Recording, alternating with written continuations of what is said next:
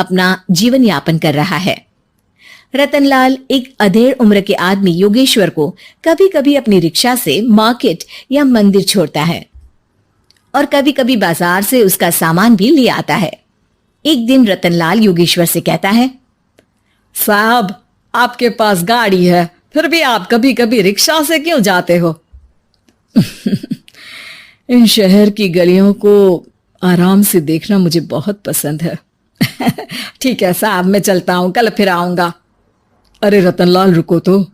मैंने सुना है कि तुम अपनी बेटी को कुछ पैसों के बदले किसी को दे रहे हो।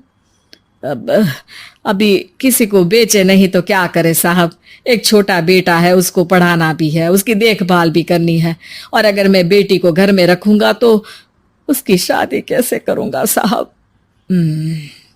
तुमको कितने पैसे मिल रहे हैं? अब 50,000 साहब। देखो, मैं तुमको पूरे 20 लाख रुपए देता हूं। तुम अपनी बेटी संध्या को मुझे दे दो। हैं? 20 लाख? धन्यवाद साहब, धन्यवाद। मैं कल ही उसे आपके पास छोड़ जाऊंगा साहब। अगले दिन रतनलाल संध्या को हमेशा के लिए योगेश्वर के यहाँ छोड़ आता है और बदले में 20 लाख रुपए लेकर घर आ जाता है। रतनलाल जिंदगी में पहली बार इतने पैसे पाकर बौखला गया। उसने एक अच्छा घर लिया। कुणाल, अब हमें कोई चिंता नहीं है, तो अब अच्छे से पढ़, खूब मन लगाकर पढ़ाई करना। पापा, मुझे पढ़ाई करना अच्छा नहीं लगता। अरे तूने अगर ज्यादा बकवास की ना तो बहुत मारूंगा। कल से तू अच्छे स्कूल में जाएगा तो जाएगा, हाँ बस। कुणाल का एडमिशन एक अच्छे स्कूल में हो जाता है, लेकिन आए दिन स्कूल से शिकायत आती ही रहती है। 10 साल बाद एक दिन प्रिंसिपल मैडम रतनलाल को स्कूल में बुलाती है। रतनलाल, आपका बेटा कुणाल बहुत आवारा हो गया है और ये बिल्कुल भी पढ़ाई नहीं करता है, बल्कि उसका दिमाग गलत कामों में जा रहा है। अब मैं उससे बात करूंगा मैडम। ठीक है, आज ये आखिरी मौका है, अगली बार तो मैं उसे स्कूल से ही बाहर निकाल दूंगी। रतनलाल घर आ जाता है और कुणाल से कहता है, कुणाल बेटा, मैं तुम्हारे ऊपर इतना पैसा लगा रहा हूं, फिर भी तुम स्कूल में सही से क्यों नहीं पढ़ते हो?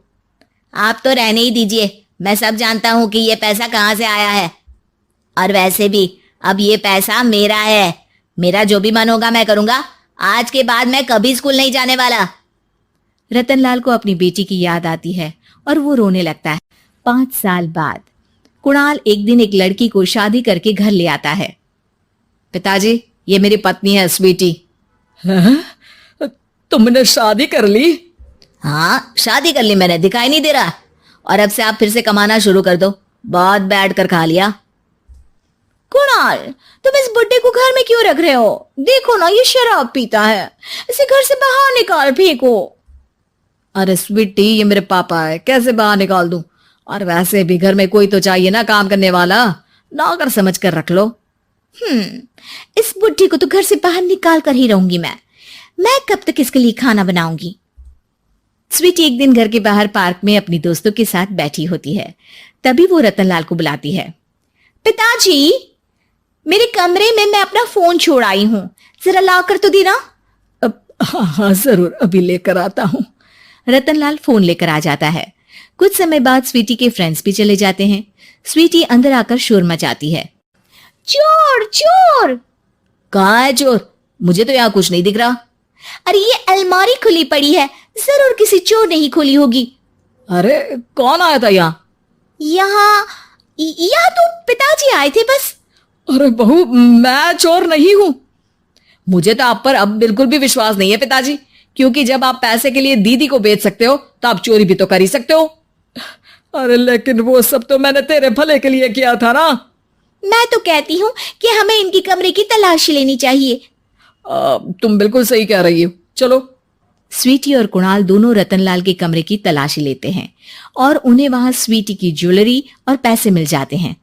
मैं तो पहले ही जानता था कि चोर आप ही हो। निकल जाओ मेरे घर से और दोबारा अपनी शक्ल मत दिखाना।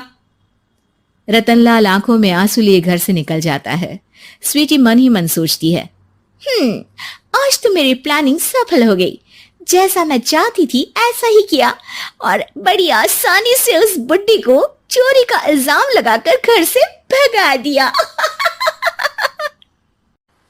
रतनलाल की हालत अब ज्यादा खराब हो गई और वो सड़क पर बैठकर भीख मांगकर खाने लगा। एक दिन वहां एक गाड़ी आकर रुकी और सड़क पर बैठे सभी भिखारियों को अपने सेंटर ले गई। एनजीओ की मालिक संध्या एक एक करके सभी को सुविधा मुहैया कराती है। तभी उसकी नजर रतनलाल पर पड़ती है। पिताजी, संध्या तू? पिताजी आपकी ये हालत कैसे हुई? ये सब मेरे बुरे कर्मों की सजा है जो मुझे मिल रही है। मुझे माफ कर दे बेटी।